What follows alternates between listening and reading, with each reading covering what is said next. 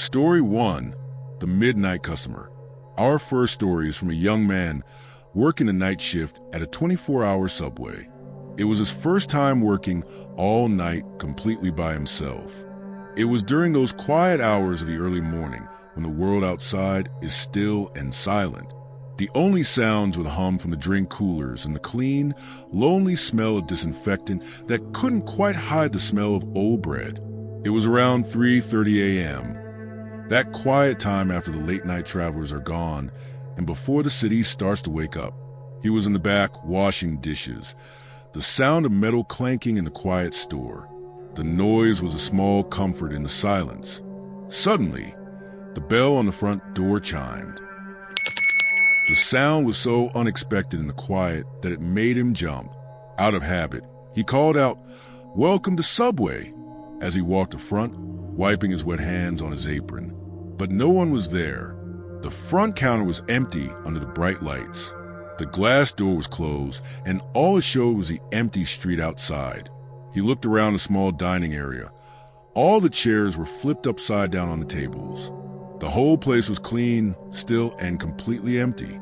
He thought his co-worker, who was supposed to be cleaning the ovens, had probably gone out the back for a smoke without telling him. It was a little annoying, but it made sense. He shrugged it off and went back to the sink. The silence returned, and with it, a lonely feeling. A minute later, the door chimed again. This time, the bell sounded like it was making fun of him. A cold feeling of fear crawled up his back. He turned off the water and listened. He heard nothing.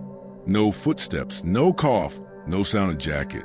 He walked to the front again, much slower this time, his heart starting to beat hard.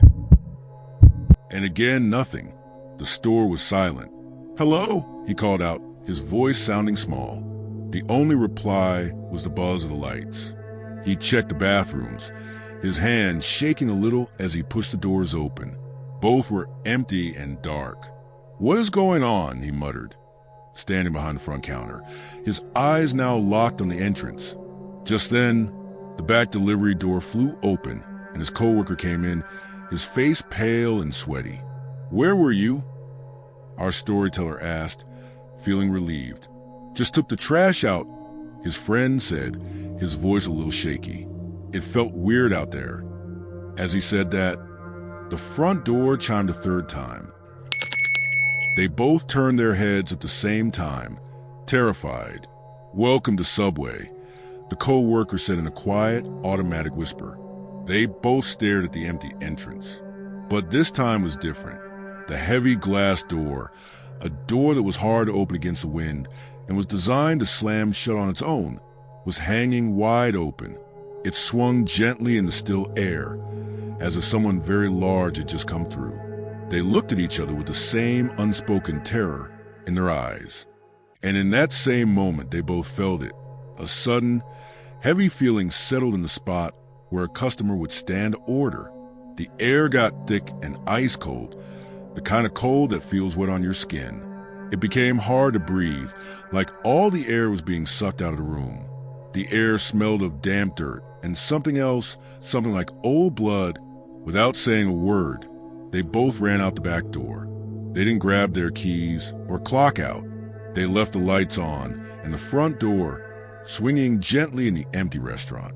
They found out later that other night workers had felt strange, cold spots and the feeling of being watched right there at the counter, but no one had ever seen the door open for something that wasn't there.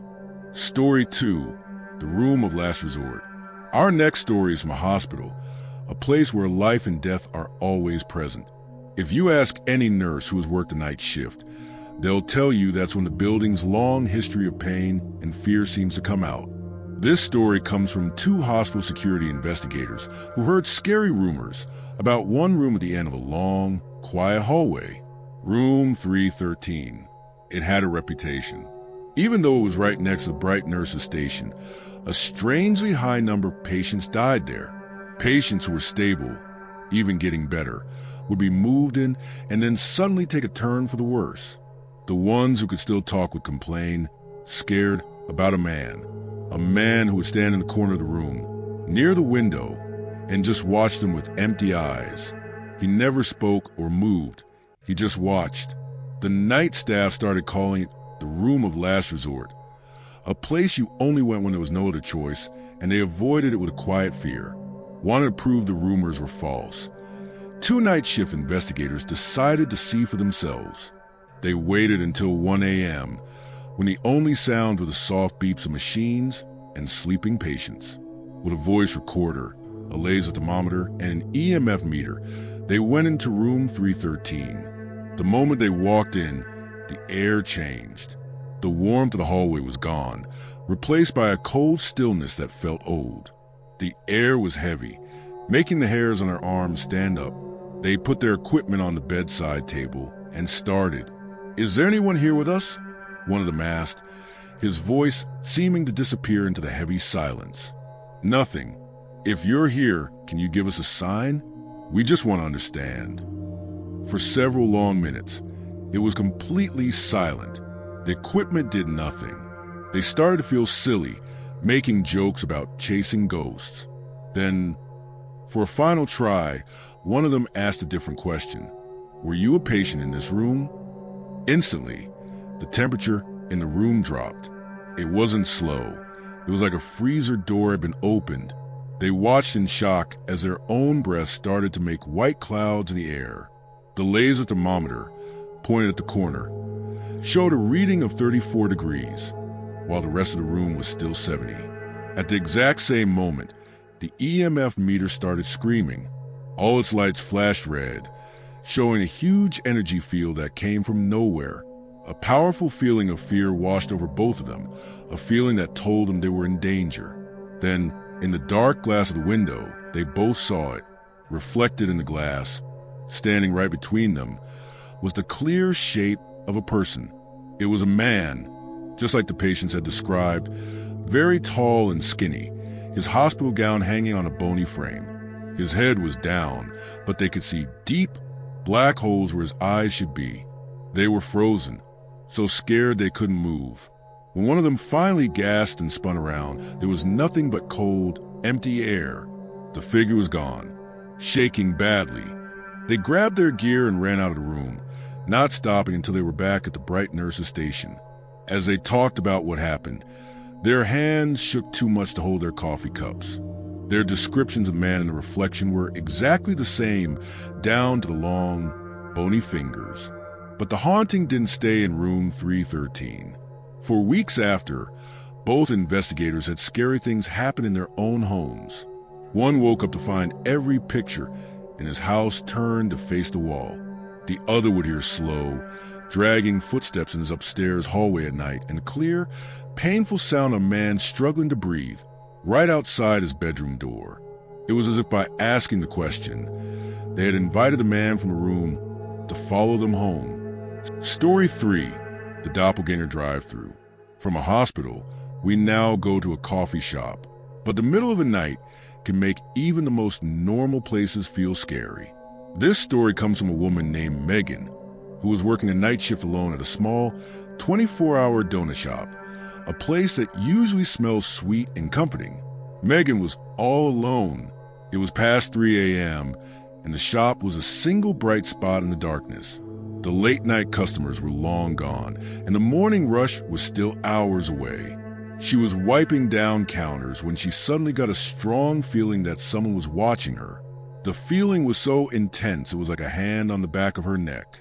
She looked up and scanned the empty dining room, and then she saw them. Sitting in a booth by the window were a man and a woman. Her heart jumped.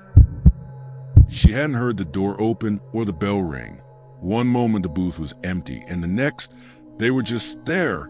They wore simple, clean clothes that looked like they were from a different time.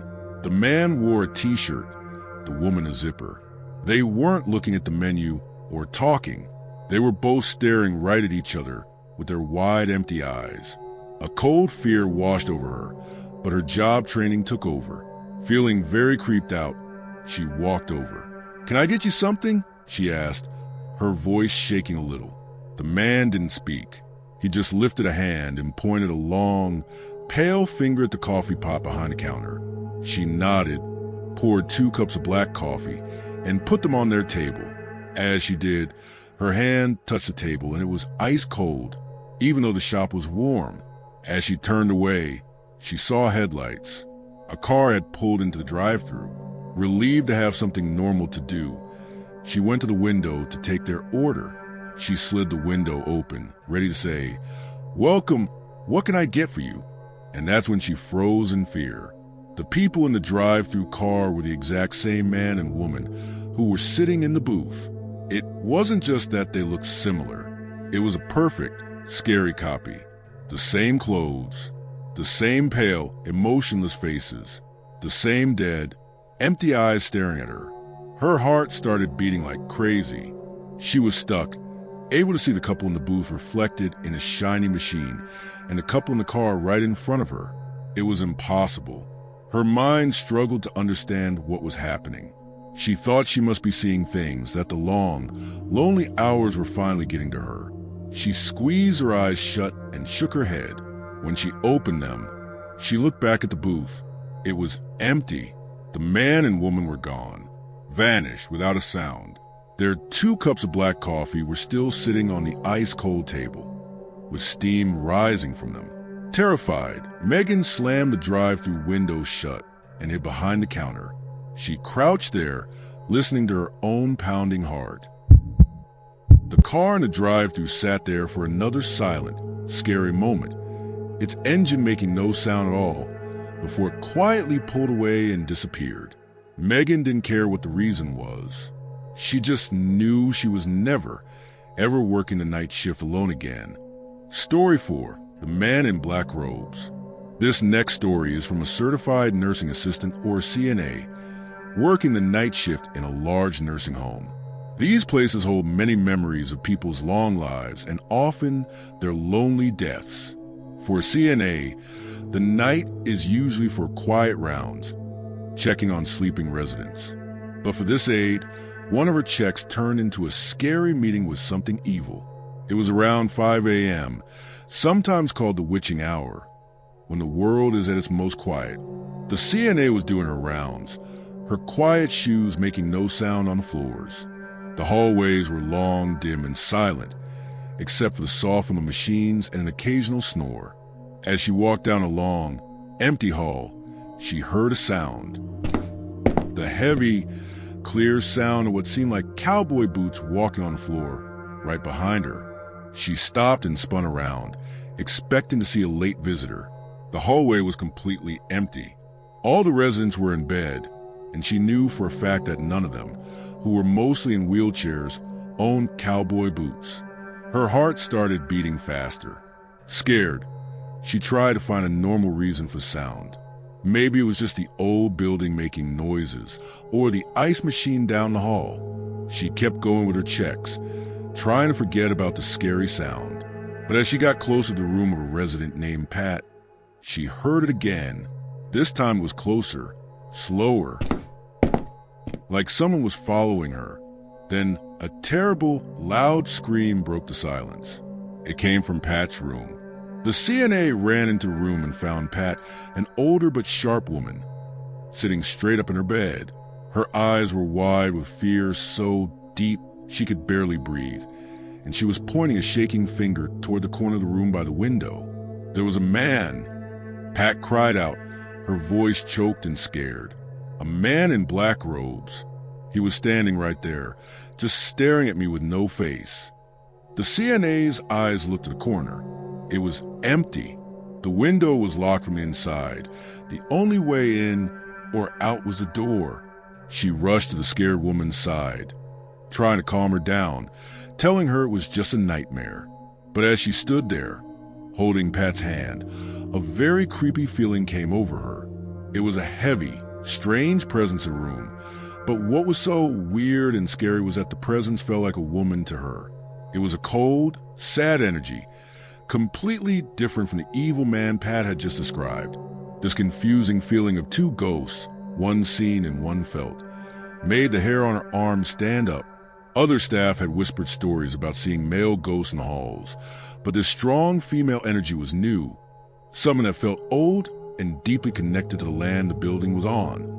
The heavy footsteps of a man who wasn't there, the faceless robed figure seen by the scared resident, and the unseen, sad female presence she felt in her bones. It was a mix of paranormal events that suggested not one ghost, but a scary haunting that made the CNA question everything she thought she knew about life, death, and what is left behind. Story 5, The Hooded Watcher. For our final story tonight, we go into the bright lights of a 24-hour pharmacy. You'd think a place with so many bright lights would keep the shadows away. But as this story from a college student shows, some things don't need darkness to be scary. He was working the night shift at a CVS to help pay for school. It was around 2 a.m., the quietest part of the shift, and he was in the back of the store stocking shelves. He was all alone. The pharmacist was in the pharmacy area at the front, and he hadn't seen a customer in over an hour. The store was a silent world of white floors and neat products. As he knelt down to put deodorant on a low shelf, he got that creepy feeling that raises the hair on your neck. He was being watched. He stood up slowly, feeling nervous, and looked down the long, empty aisle. At the far end, partly hidden by a cardboard sign, stood a figure. It was tall and wearing a heavy, black, hooded robe. It was a kind of robe you'd see in a monastery, not a CVS at 3 a.m. He couldn't see a face, not because it was dark, but because there was nothing there to see. Where a face should have been was just deep, total darkness that seemed to pull in the bright light around it. He froze, his mind trying to find a logical reason. Was it a customer in a weird costume? Was it a prank?